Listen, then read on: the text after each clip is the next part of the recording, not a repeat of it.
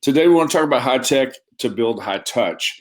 And it's really simple for us to think that we just can automate everything and remove the human element from that, but you can't. And the fact is, you can't do that because people buy from people. They don't buy from machines. Our product can't be a vending machine kind of product. Larry custom makes knives, which is about the coolest thing I've ever seen. And I love to take a look at his finished product. But the thing that fascinates me the most about it is it's custom designed, and it has a great great feel for it, because you know that it didn't come out of a vending machine. It is something that came from a touch that was important. So we're going to talk about that high touch today as we use the high tech tools. This is going to be, you may have a little bit trouble tracking with me today. I'm going to do my best to try to keep this as focused as possible. Although for me, and this is one of those rare occasions when this isn't as clear in my head as I would like for it to be, but anytime that you are focusing on high touch, you need to answer these three questions. Who are you selling? Who are you selling? Am I selling to, see, in Larry's case with the knife, he's selling to me. Because I absolutely love the custom design knife. Now, I know what I'm looking for. I'm looking for that look. Who am I selling? Well, he knows who I am. He knows the market that he's looking for. Who are you selling? You have to know who you're selling. Are you selling? It's interesting to me because I do support for designer, and frequently people will say, well, I'm several generations older than you. And I stop them right there and say, wait a minute. You just assume that because I'm handling support for a tech product that I'm in my 30s. Fact is that if you're a couple of generations older than me, you're dead, because there aren't many generations older than me. So, I have to know something about the person that I'm selling. Roughly what age are they? What are the interests? What are their desires? What are their problems? What do they face? Because I can't be high touch if I don't know who it is that I'm selling. If I'm just throwing stuff out there to see what sticks against the wall, then it doesn't matter. But it's really, really important that we know who it is that we're selling. That's the first thing. The second thing is, how did you connect with them? If I connected with you in a particular way, then that's our connecting point. That's probably the best way to stay in contact with them. Well, how did we connect? Did we connect in a Facebook group? Did we connect at a meetup meeting? Did we connect at a coffee shop? How did we connect with that person? Because, hey, Cynthia, good to see you. We were a little concerned that you were on and then you weren't. How did you connect? However you connected with that person. Was your first contact with them by Facebook Messenger? Well, then that might be a good way to stay in touch with them. How did you connect? The connecting point is really important. And I like to give people options. I remember years ago when I was an insurance trainer, I sent an email to somebody and they didn't respond. I really needed a response and I didn't get a response. And so I made a phone call and I didn't get a response by phone call. And I left the voicemail message and there was no response. And I remember running into the guy in the hallway in the insurance office, and I said, I sent you an email and I left you a voicemail message and I haven't heard back from you. Is there a problem? He goes, that's not how I like to connect with people. I said, well, why is that on your business card? Let's find out how people like to connect, and I want to make sure that you continue to connect in that manner. Does that make sense to everybody? How we connect with somebody oftentimes tells us how we want to stay in touch with them and what we do to follow up with them. How did we connect? So it's really important to keep track of that. I use my autoresponder to keep track of that, even though I'm probably going to send them emails, but it's important for me to have a record of how we connected initially. I find it really fascinating. Emery's a good example of that. I connected with Emery originally on LinkedIn, and we've since connected in other places, but we originally connected on LinkedIn. So for a long time, how do you suppose it was that I got in touch with Emery? Connected him through LinkedIn. because that's how we connected to begin with. So you have to answer, who are you selling and how did you connect with them? If you're going to maintain high touch, then it's really important that you know how you connected with that person. And then at some point in the conversation, you can find out if that's the way they prefer to stay in touch or whatever. But if we're going to use high tech to maintain high touch, it's important that we keep track of how we connected with them. And then finally, what problem do we solve? Because, and I'm going to delve into this one rather deeply today.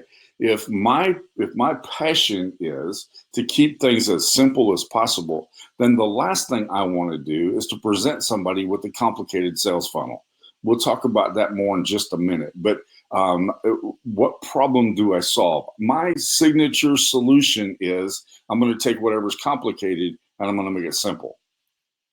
So the last thing I want to do is throw at them something that's going to be more complicated than simply sign here.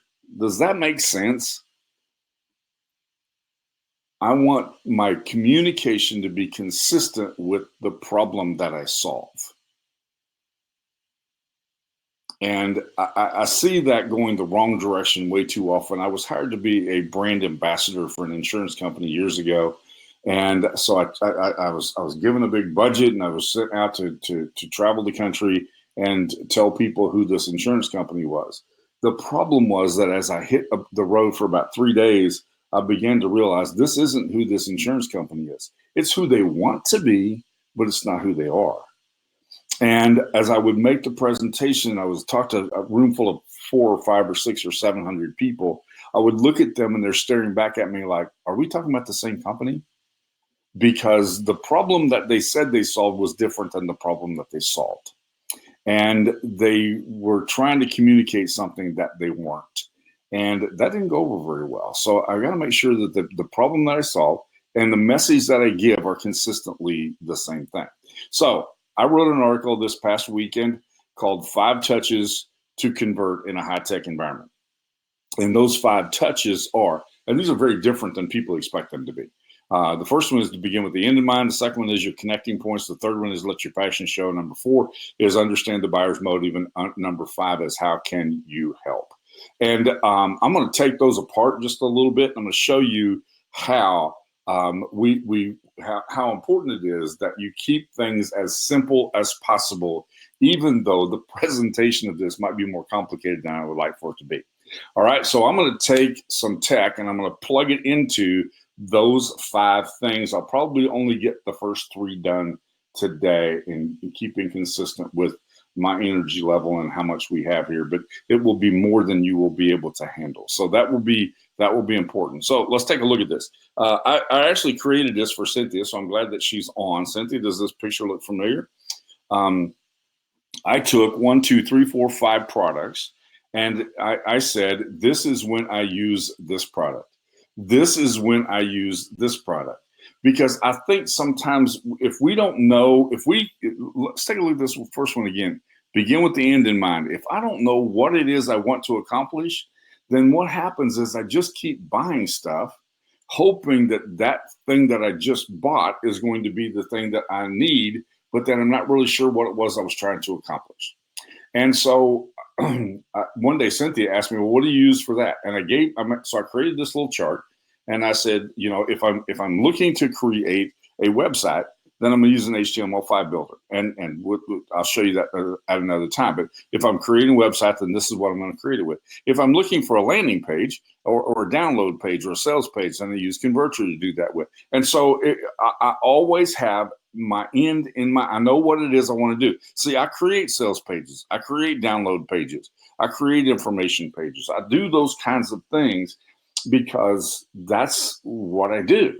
So I now know what tool to use to do that. This helps keep my head really clear. Does that make sense? Do you understand? If you don't know where you're going, how are you going to know how to get there?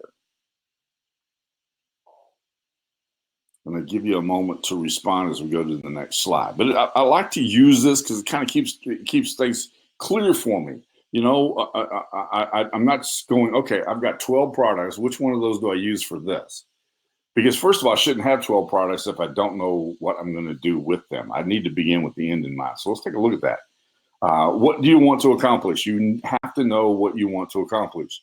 I tell people in the program that I have called Not Broke Now, which is how I stopped spending money on internet marketing and started making money on internet marketing, was because I didn't know what my problem was. I was listening to the stuff that people were pitching, and I was saying, "Oh, I could find a way to use that," rather than I have a need for this. Let me find a way to fill that need. What do you want to accomplish? Number one, what do you want to accomplish? If I'm going to begin with the end in mind, I've got to know what it is that I want to accomplish. Because if I don't know where I'm going, then I'm going to have real problems. What do I want to accomplish? That's the reason why I have that three fundamental rules for making money online. Rule number 2 is that you have to sell before you buy. Or maybe it's rule number 3. Sell before you buy. If I can't sell this to somebody, then there's no reason for me to buy. I have to think like an entrepreneur. What do I want to accomplish? How am I going to be able? Is this going to help me to accomplish my goal? Second thing is I have to have clarity, or all you have is confusion. Because if you don't have clarity about what you're going to do, and that's the reason why this is so clear and easy. It's like, Cynthia, listen, if you want to do this, then this is what we use. If you want to do this, then this is what we use. Make it really simple. Keep that pathway very, very clear, because I want to make sure that we stay on track. Do you see how necessary that is? Simple, but necessary. I used to have this written on the wall, by the way, in my office. Y'all have to respond that way. I know that you're still listening to me and I haven't lost connection, or I haven't lost sound.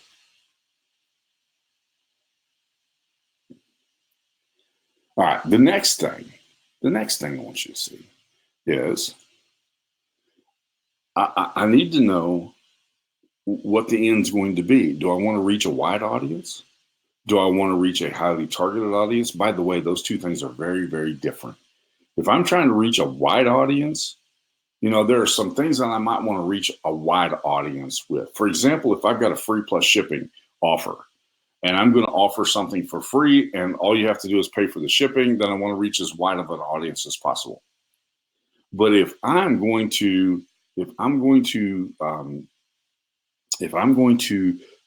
move from a free plus shipping kind of a product to something that is like, take for example, Larry's knife. I'll just use Larry's knife because by the way, I used a phrase with Larry the other day that I'm like, did you really just say that? My wife said, did you really just say that?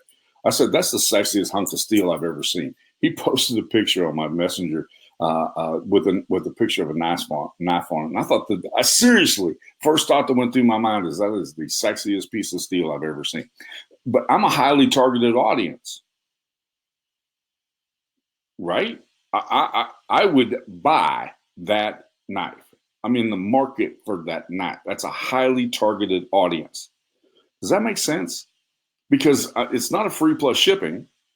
I mean, this is a hand forged knife. There's a big difference between something that I'm doing for free plus shipping as opposed to a highly targeted audience. So I need to understand which of those that I'm looking for. If I'm trying to reach a wide audience, I take a completely different approach. I'm going to show you something in just a minute. This is connected to something. But if I'm trying to reach a highly targeted audience, I'm going to take a different approach with them. I'm going to take a different route with those. I'm going to go down a different path. If I'm trying to build an audience, and Carrie and I are working on a product right now that she's doing the final edits on it. She found a couple of things that we're going to fix and we're going to put it out. And this is how do you go from your involvement in a Facebook group to building an audience from that Facebook group? And some of you who are on this webinar right now have actually followed me from other Facebook groups. I'm not stealing people out of that group. I'm not competing with their products. What I'm doing instead is I'm giving you value beyond the value of that group. So we've created a product. I have one group that I'm a manager of. We have 13,500 people in that group. Another group that I'm involved in is 6,000 or 7,000. Another one is 8,000. So I have a number of groups that I'm involved in that have very, very large audiences. And I've got a lot of experience on this building an audience. But that audience becomes a highly targeted audience. I'm not looking for Facebook likes because likes don't mean anything. What I'm looking for is I'm looking for an audience that's going to be highly responsive to the things that I say and the things that I do. I'm trying to build an audience.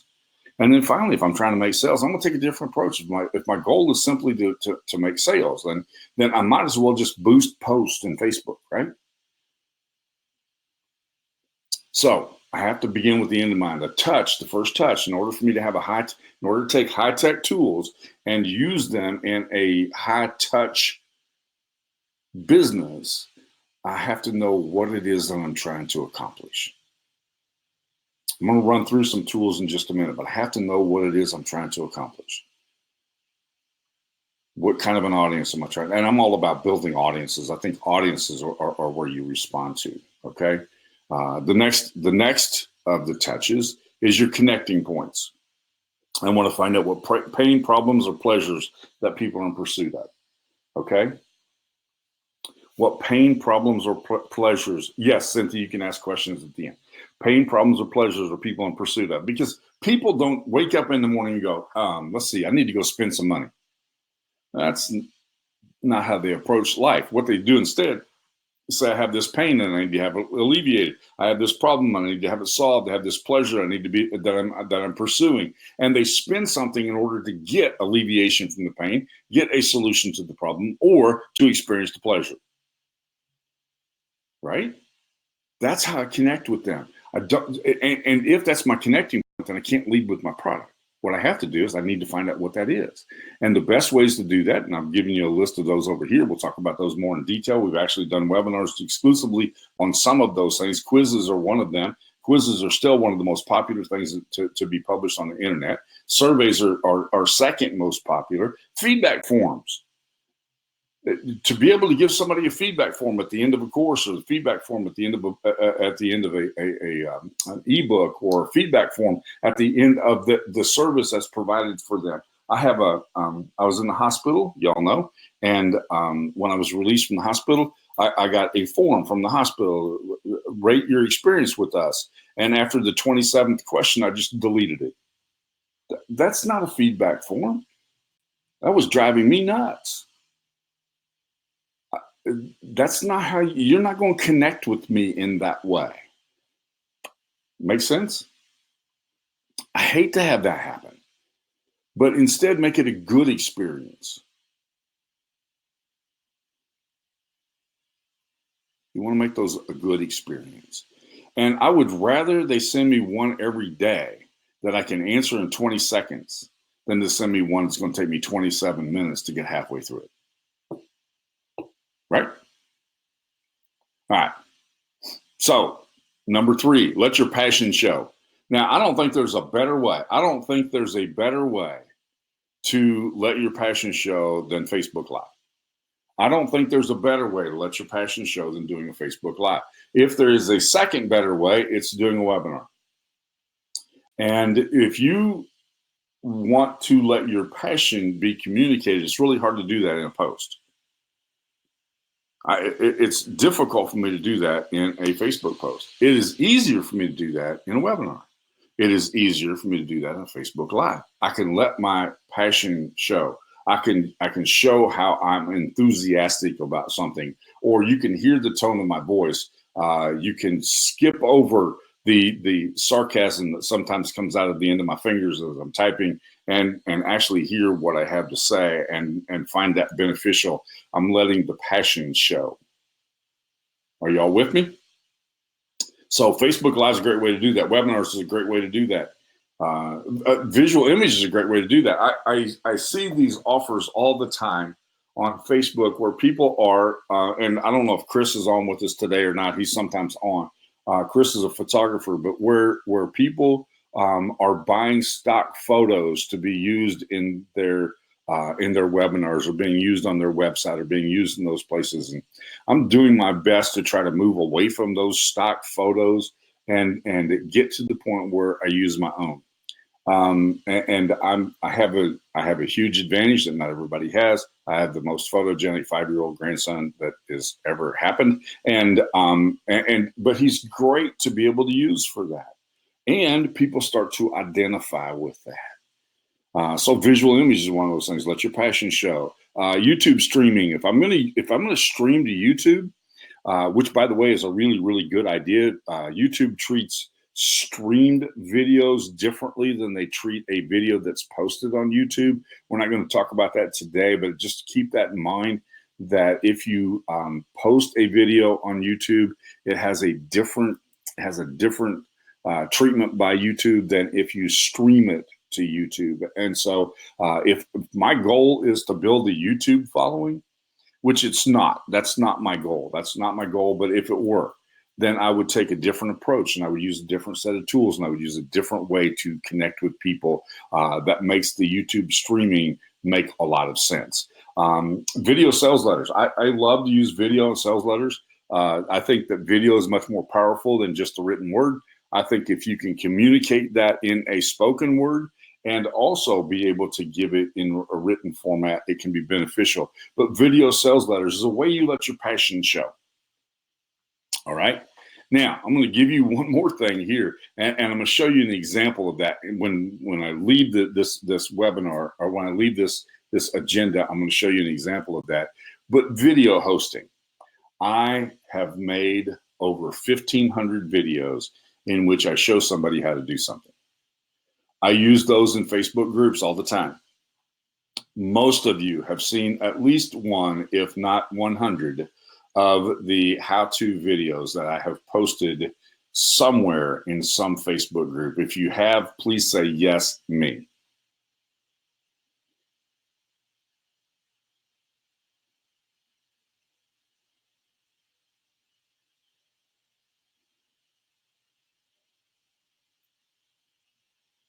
Now, I purposely do something with my video hosting that is as subtle as can be, but I get 1 to 2 website visitors a day directly from my video hosting. I host my videos on Screencast-O-Matic. There are ways to do screen capture videos that are free. There are ways to do them on the cheap.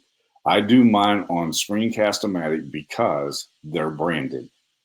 And the branding allows people to be able to click on the brand and it takes them directly to my website.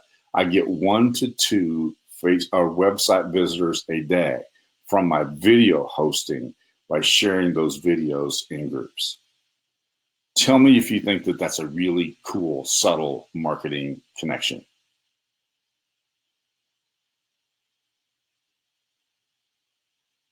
Do you understand what I'm talking about? It is a little sneaky, but it's but think about this. I've just think about this from the angle of the law of reciprocity. I have given them something for free.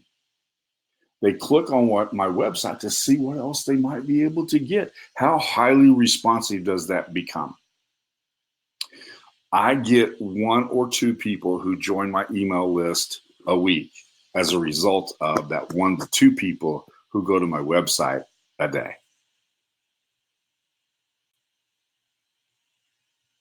Video hosting. My passion is to make complex things simple. I use my video hosting as a way to stay in connection with people that care about. Do you think that's a cool idea?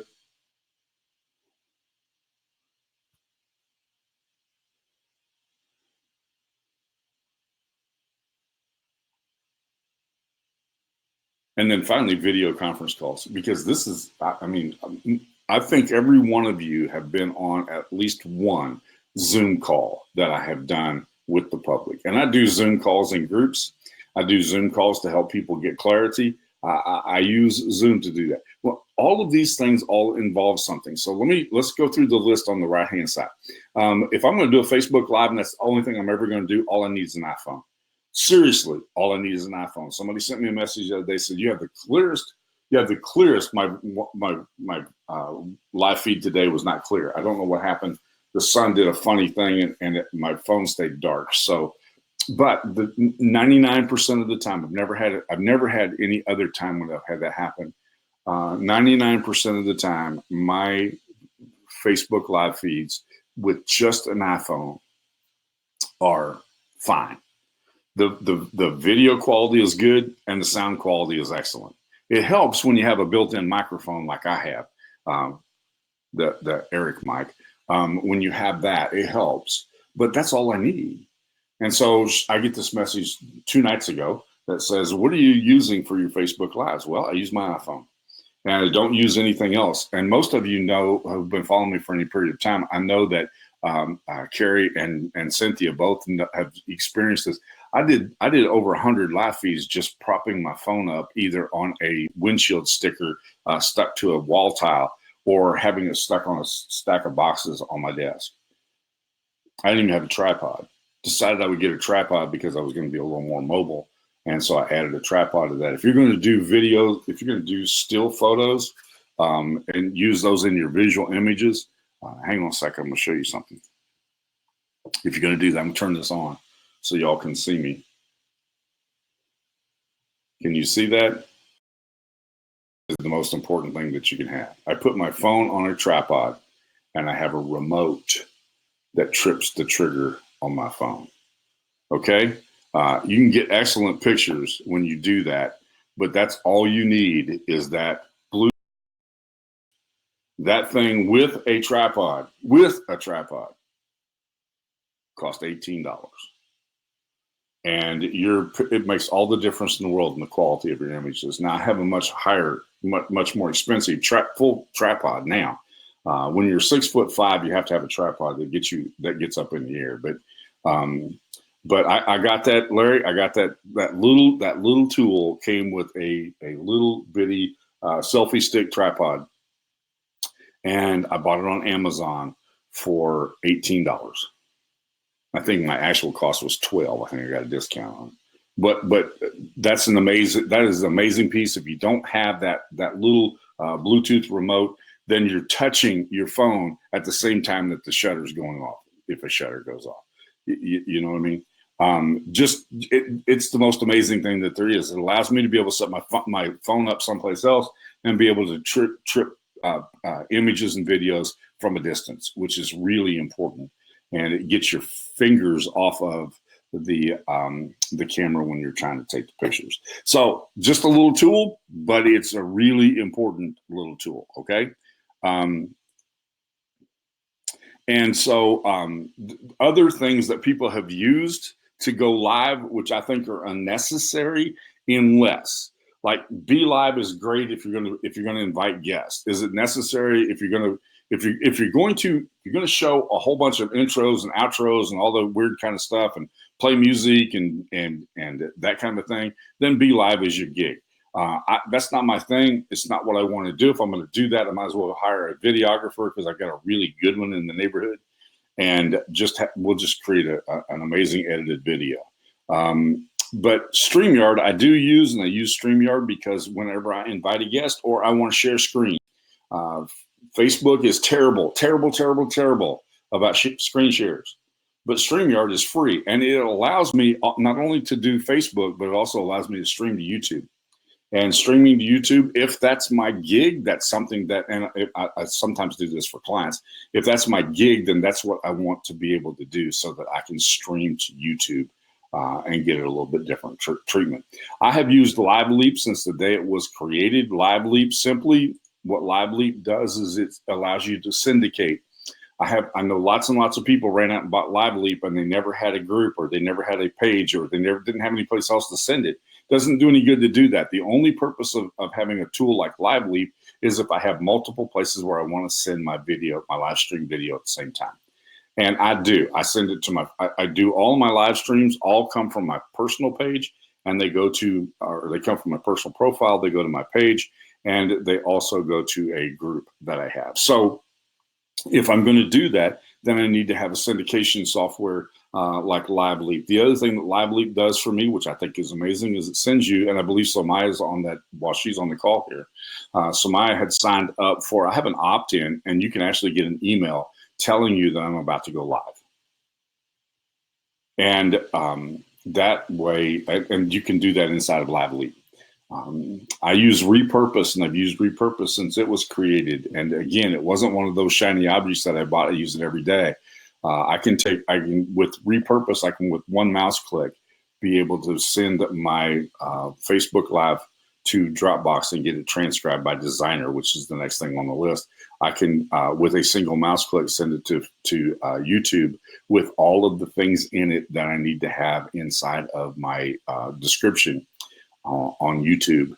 And but Repurpose allows me to be able to do that, and it is still being developed. They're adding features to it all the time, as I have watched the developer of Repurpose and the developer of Designer work together to try to accomplish some amazing things. So again, this is how I'm going to let my passion show. I'm going to keep things very, very simple, but I know exactly what it is I'm going to do, or I do not buy the tool. People bought LiveLeap and they never had another place to syndicate it. They wasted their money. I see people who buy, what am I thinking of here? Webinar platforms, and they never do a webinar. They've wasted their money. That doesn't make any sense. If you want to do a webinar to find out whether this is something you want to do it with somebody. Have somebody do a joint webinar with somebody. I'm always willing to do a joint webinar with somebody, and do the webinar together. Find out whether you can actually do this or not. Find out what your market thinks about that. Okay, Mark. This is the thing that I have. Two things that are here. Number one, you sell before you buy. That solves a lot of problems. And then I have another little rule that I used to use when I was doing business turnarounds. And the rule is called kiss them or keep them, or kiss them or kill them. And if I kiss you, I'm gonna keep you.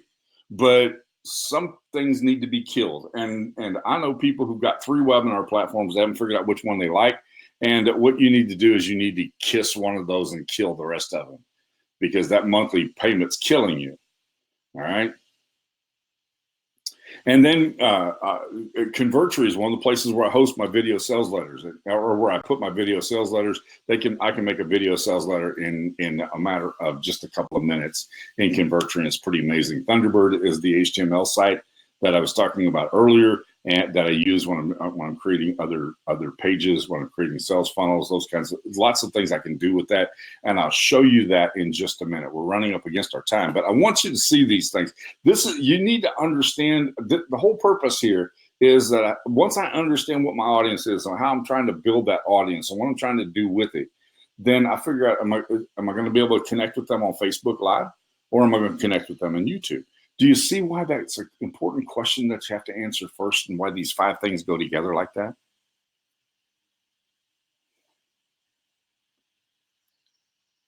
Now, let's talk about traffic for just a minute, because if you don't have traffic, none of this really matters. So I just started putting this down as a means of traffic, because traffic, for me, starts with an email.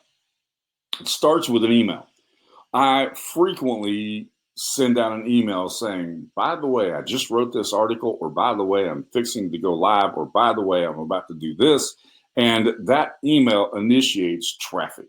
I can always tell when my traffic numbers go down, it's because I haven't been emailing like I should.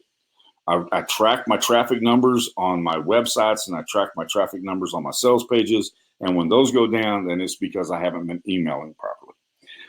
But I always use an article or a blog post to send traffic to, because I want people to get value. I want them to get value, and that value then translates into valuable traffic. Okay. Now, this requires that I have an email autoresponder. I've given y'all that we did a whole day on email autoresponders not long ago, but this is, I have to send out an email. If I'm going to do traffic, then I've got to start with the thing that becomes most obvious. You don't have to have a great big list, but you have to have a list, and you have to give them value. Then I want to drive traffic to an article or a blog. And by the way, I always put my articles, blogs, in any articles that I write, I put those on Facebook. I put them on Twitter. I put them on Facebook groups.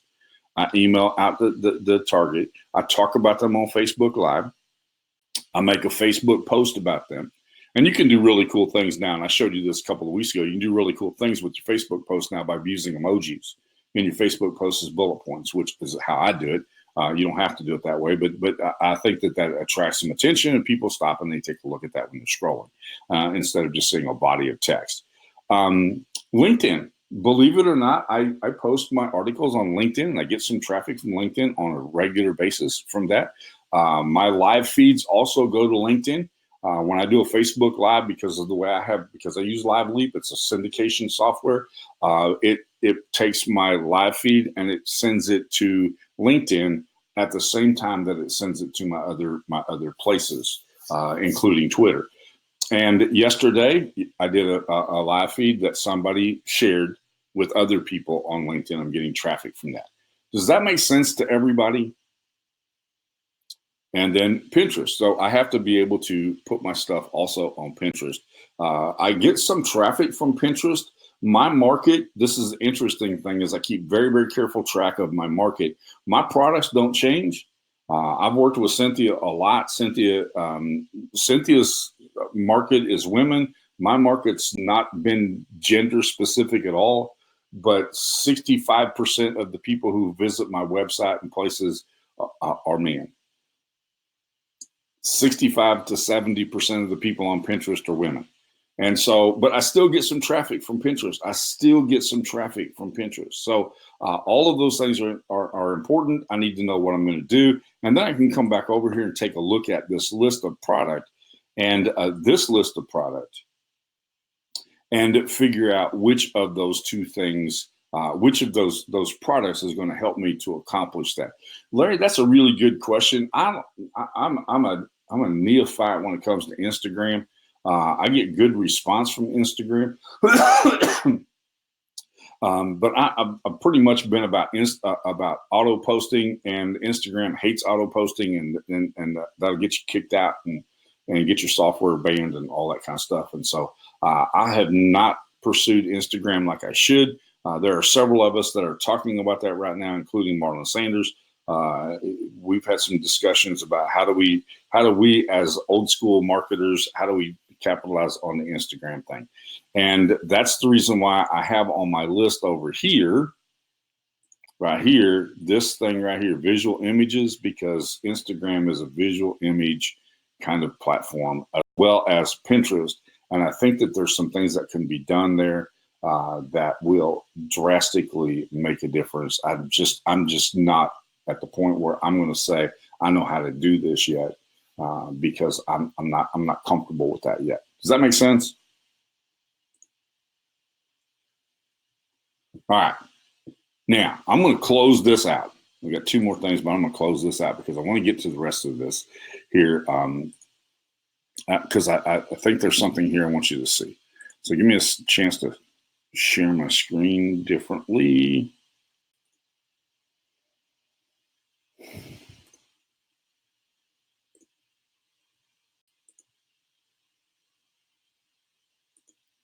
All right, let me know if you see that video that says developing your expertise.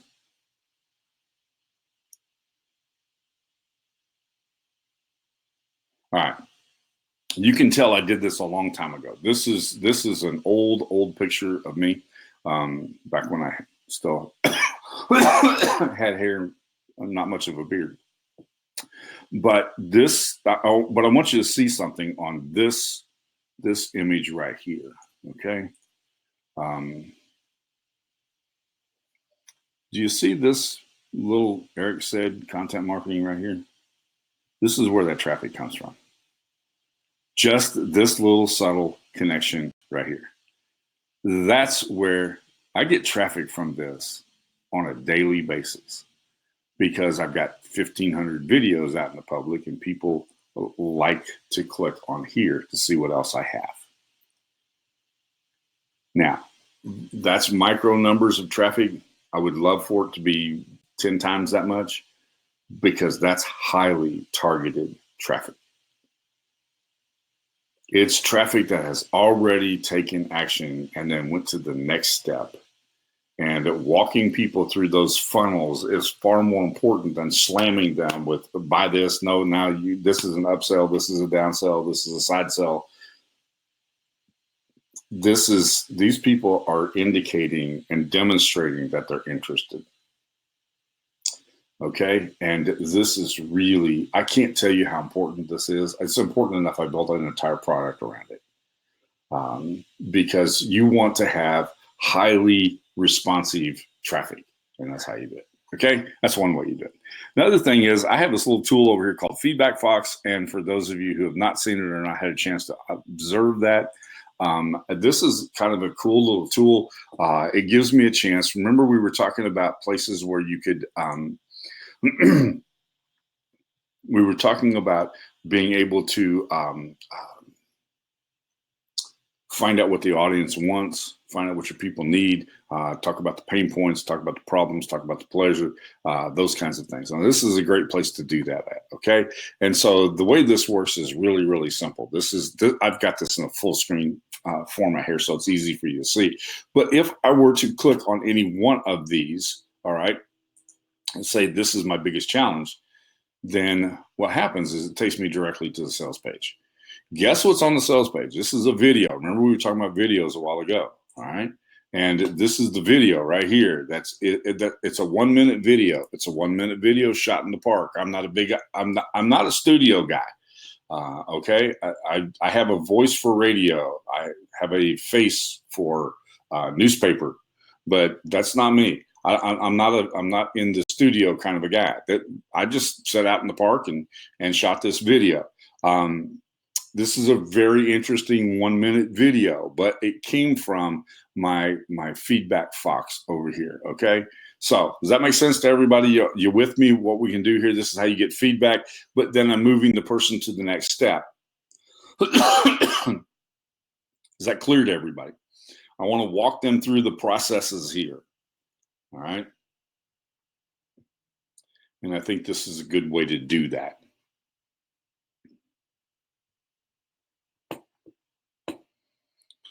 Cynthia, are you sending me messages while I'm trying to work here? What are you doing?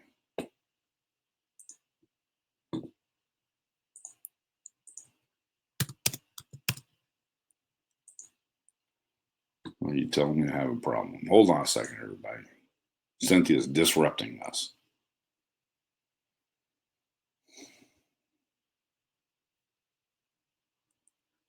I close all this stuff so that I can see what's going on.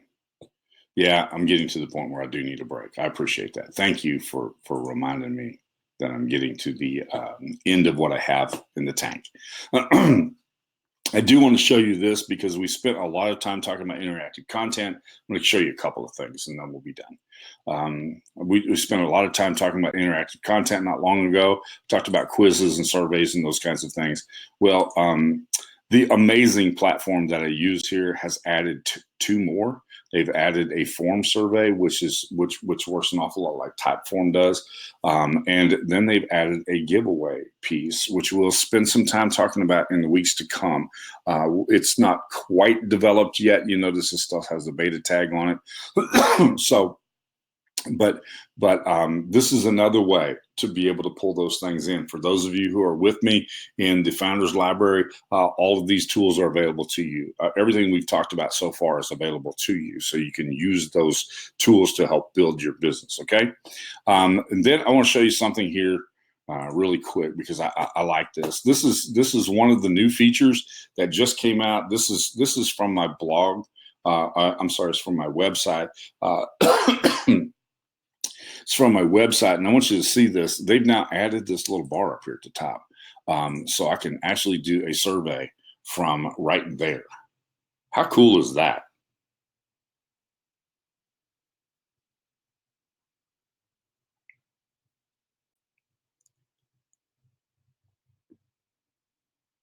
I mean, I really like that. I like the ability to be able to do that. Are you ready to launch your business? Find out.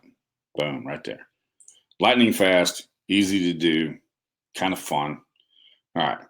And remember this. We were talking earlier about how did I connect with somebody? I like to keep things simple. I really do. I like to keep things simple. So I want to keep the process for people as simple as possible. So this is what I do. And this is the and I'm actually going to give you, this is one of the reasons why I had this here. This is the, What you have, Larry, is all you have to do is ask me for a thing. Carrie and I will build that for you, and you will have it. And you can put it on anything you want to. Excuse me. But I wanted to show you this article, and then I'm going to be done because I'm going to run out of voice here in just a second. This is the article that we've been talking our way through, these 5 touches to convert. And I've covered 3 of those today. The first one was begin with the end in mind. And then we did the connecting points, and then we did the third one. And the third one was approach each task with passion. But because I like to keep things simple and I don't want to make life complicated for people, this is what I've done, okay? I keep everything on the same page. Keep everything on the same page. That was the reason why I don't want this person to leave the page. I want them to stay there. Okay. So I keep everything on the same page. I can actually get this article as a download right here.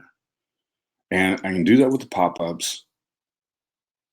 This one's pretty cool. Okay. I want to know how I can have a website like this. Boom, right here, get a 7-day free trial. How cool is that? See, if I understand my audience and they don't want to go through complicated funnels and they don't want to have to say no, I've discovered a really interesting thing. Some of the upsells that are offered that you have to deny in order to move on through the funnel don't show up on certain browsers. Well, how big of a disaster is that?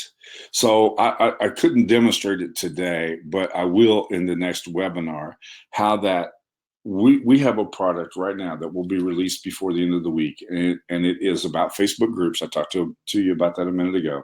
It has a bump sale on it. The bump sale on it is called the value pyramid. And then the third step is this one, which I just showed you a minute ago. It's based upon this right here, developing your expertise. And my sales page will explain each one of those. You don't get a big surprise. You don't get oh, by the way, since you spent $10 over here, we're going to introduce you to a $97 a month program. That's not what we're going to do. And I don't do that. And I have a lot of success by not doing it. So, but you can keep these things very, very simple if you have the right program, if you have the right programming. And here, I can schedule a call right here without ever leaving the page, right? It doesn't clutter up the page. It looks like it belongs, okay?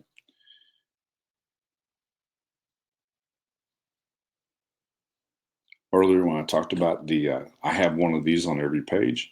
And when I said that people came from here and got on that list, that's how they do it right there, okay? All right, any questions? You said there were some questions at the end, so I'm going to give you a chance to ask questions. I'll do my best to answer them. If you want to have a private conversation about that, that's fine. But let me know if you have questions.